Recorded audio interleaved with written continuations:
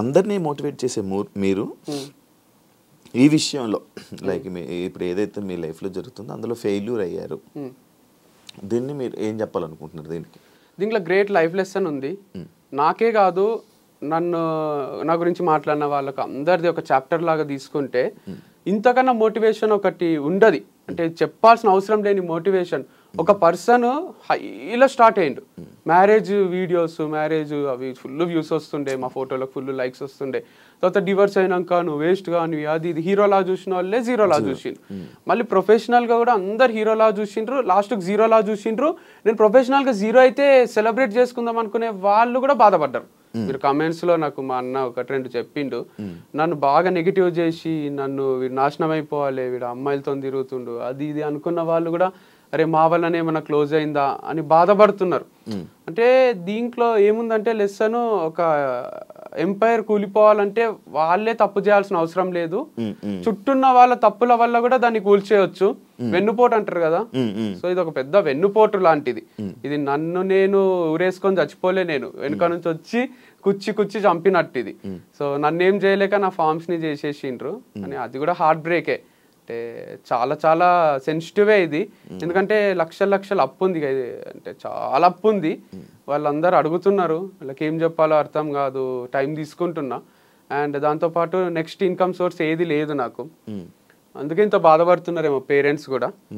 And నా ప్లేస్లో ఉంటే వేరే వాళ్ళు సూసైడ్ చేసుకునే ఛాన్సెస్ ఎక్కువనే ఉండే. నేను బయటికి నవ్వుతున్నా కానీ చాలా సఫకేటింగే ఉంది. నేను ఎట్లా ఓవర్కమ్ చేసి బతకాలి కాబట్టి, ఇంకా ఫ్యూచర్ ఉంటది కాబట్టి, ఆ పాట ఉంటది కదా కేర్ ఆఫ్ కంచెరపాలెంలో, రేపే టౌన్ చూడాలంటే నీవునికి ఉండాలి గాని, సో రేపేమవుతుందో చూడాలంటే మనం ఉండాలి కదా. అందుకు గుండె ధైర్యం ఒక్కటి ఉంది, ఇంకేం లేదు నా దగ్గర. అసలు ఆస్తులు కూడా లేవు, ఆస్తులు అని ఉంటే ఒక 2 ఎకరాలు అమ్మేసి అందరికి తీర్చేస్తుంటే అని, ₹1 ఆస్తి లేదు, అప్పులు తప్ప ఏం లేవు. దాంతో పాటు నెగటివిటీ కూడా ఉంది. మరి ఈ నెగటివిటీతో మళ్ళీ వేరే బిజినెస్ చేయలేదు, ఒకవేళ ఇది చేసినా కూడా మళ్ళీ అదే నెగటివిటీ స్టార్ట్. అంటే కంప్లీట్ లేదు కదా, 100 లేదు, 50-50 ఉంది. 50 మెంబర్స్ వంశీ హైలైట్ అంటారు, 50 మెంబర్స్ వంశీ వేస్ట్ గాడు అంటారు. సేమ్ బిగ్ బాస్ లా దాంట్లో ఉంటది చూడండి, కొంచెం అట్లుంది. యునానిమస్ గా లేదు, కాకపోతే నేను అంత క్లాసులలో అక్కడ యునానిమస్ చూస్తుంటే 100 మంది పిల్లలు ఉంటే 98 మంది సార్ హైలైట్ చెప్తాడని మంచి అట్లుంటుండే. కాదు, ఇప్పుడు నువ్వు ఏదైనా వేరే బిజినెస్ పెట్టావనుకో, మళ్ళీ ఇదే పోట్లు, ఇవే పాయింట్లు, ఇవే కామెంట్లు, ఇదే బ్యాడ్ చేస్తే ఏం చేస్తావు? అందుకే ఆలోచిస్తున్నా వెనకాలండి నడిపియాలా అని. నేను ఆన్ స్క్రీన్ రాకుండా దాచుకొని వెనకాల ముందు వేరే ఫేస్ ని పెట్టి వేరే హీరోనో హీరోయిన్ అట్లా చేయాలి. లేదా ఇదంతా వద్దు అనుకొని వేరే ఏదైనా జాబ్ చేయొచ్చు, లేదా ఇంకో వ్యవసాయం కనపడకుండా చేయొచ్చు. అంటే జాబ్ అంటే ఫ్లెక్సిబుల్ గా మనకు తగ్గట్టు ఏదన్నా నెలకు 5 లక్షలు ఇచ్చిండ్రు అనుకోండి, 8 గంటల జాబ్ ఉంది అనుకోండి, చేయగలను. అంటే అప్పులు తీర్చేంత వరకు చేసేస్తా. సో అది ఒక 2 years చేసి అప్పులన్నీ తీర్చి తర్వాత ఏదైనా స్టార్ట్ చేసుకుంటా. నెలకు 5 లక్షలు 2 years పని చేయాలి, అప్పుడు తీర్చదు అప్పు. అందుకంటే 60 లక్షలు దాంట్లో ఒక 10 లక్షలు నా ఖర్చులు పోయినా ₹1 అప్పు అనేది తీరిపోతుంది. ₹1 అప్పు ఆల్మోస్ట్ ఉంది.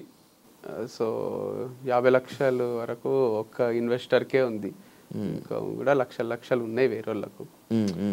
బాగానే అయినాయి కానీ ఏమో దీనివల్ల ఏమైనా వచ్చే ఉన్నాయి ఇప్పుడు ఈ సేల్?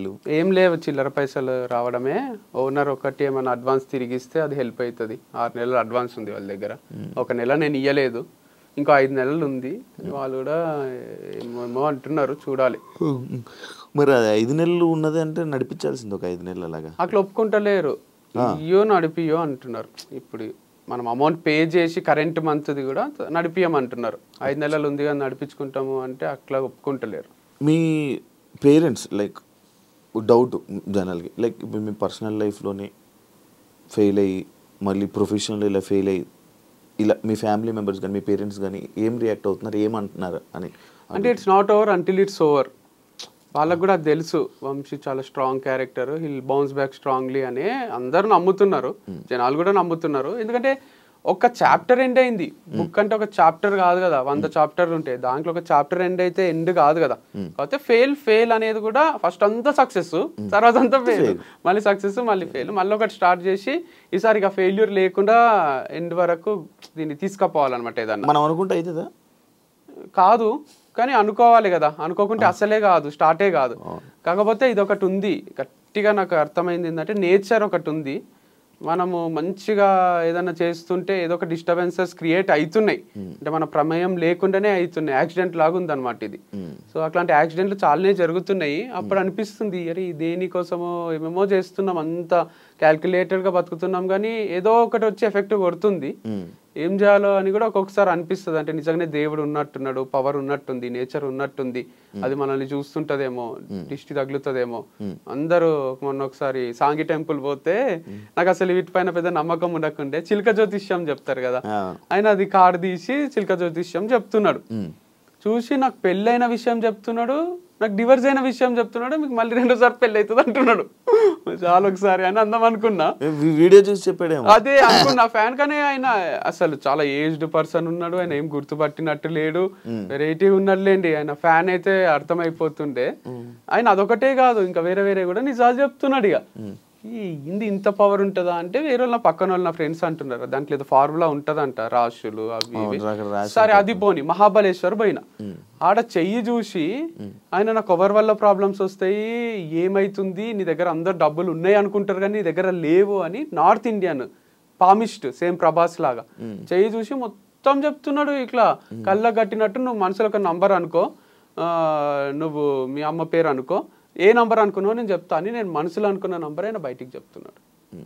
ఇక అంతకన్నా విచిత్రం ఉంటుంది. మళ్ళీ నంబర్ ఏదో 1 to 10 కూడా కాదు, 1 to 30 మధ్యలో ఒక నంబర్ అనుకో అని నేను చెప్తా అంటున్నాడు మనసులో. లిప్ రీడింగ్ లేదు, ఏం లేదు. అట్లాంటివి ఒక 5-6 విషయాలు చెప్పిండు ఆయన. అప్పుడు జాతకాల మీద, దీని మీద ఇదంతా నిజంగా ఉన్నట్టుంది, వీళ్ళు చాలా పవర్ఫుల్లే ఉన్నారు. రాధేశ్యామ్ అని సినిమా తీసిండు కదా, అది నిజంగానే ఉన్నట్టున్నాడు. అట్లాంటి ఫేమస్ పామిస్ట్ అని అనిపించింది. చేతి రాతలు, తలరాతలు మంజునాథ సినిమాలో అయినా కనిపిస్తుంది చూడండి, ఇటు వస్తాడు నెక్స్ట్ అని. అట్లా ఉన్నారు ఆ పవర్ కనుక్కునేటోళ్ళు, ఫ్యూచర్ ప్రెడిక్ట్ చేసేటోళ్ళు ఉన్నారు అనమాట. పాస్ట్ చెప్తున్నారు, ఫ్యూచర్ చెప్తున్నారు వాళ్ళు. నీకు రాధేశ్యామ్ సినిమా నచ్చుతుందా? కొంచెం నచ్చింది, ఎండింగ్ అదంతా కూడా నాకు బాగా అనిపించింది. ఫ్లాప్ అయింది కానీ, ఫ్లాప్ అయింది కానీ సమాజం యాక్సెప్ట్ చేయదు మనకి సినిమా నచ్చిందంటే, యాక్సెప్ట్ చేయదు. కాకపోతే అది కొంచెం క్రియేటివ్ అనిపించింది. జిల్లు డైరెక్టర్ కదా.